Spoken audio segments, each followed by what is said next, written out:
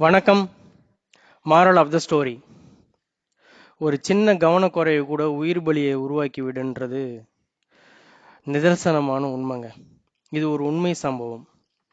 சரி, நேராக கதைக்குள்ள போயிடலாமா? ஒருத்தருக்கு ஒரு ஒரு தம்பதி, அவங்களுக்கு 2 ஆண் குழந்தைகள், 5 வயசு 7 வயசுன்னு 2 ஆண் குழந்தைகள். ஓகே, அவங்க விடுமுறைக்காக கிராமத்துக்கு போயிருந்தாங்க.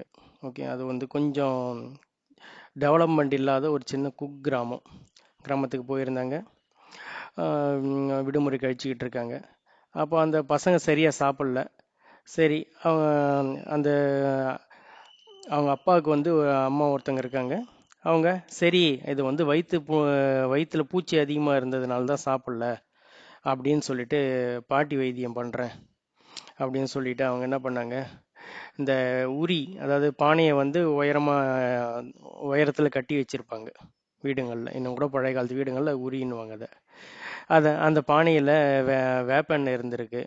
அந்த வேப்பெண்ணெயை எடுத்து ஆளுக்கு ஒரு பாலாடையை 2 குழந்தைக்கும் ஊற்றி விட்டுருக்காங்க. அது அவங்க அந்த குழந்தைங்க குடிக்கல, இவங்க வற்புறுத்தி ஊற்றி விட்டுருக்காங்க.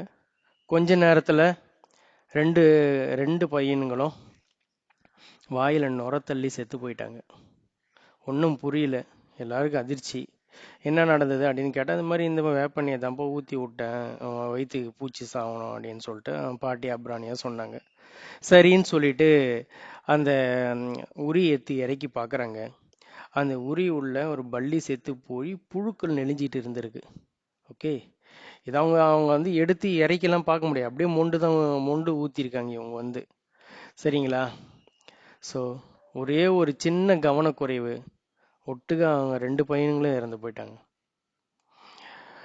இது மாதிரி தான் நம்ம லைஃப்லையும் நம்ம ஏதோ ஒரு விஷயத்தை சின்னதாக கவனிக்காம விட்டுருப்போம். அதால் அடையிற இழப்புகள் அதிகம்.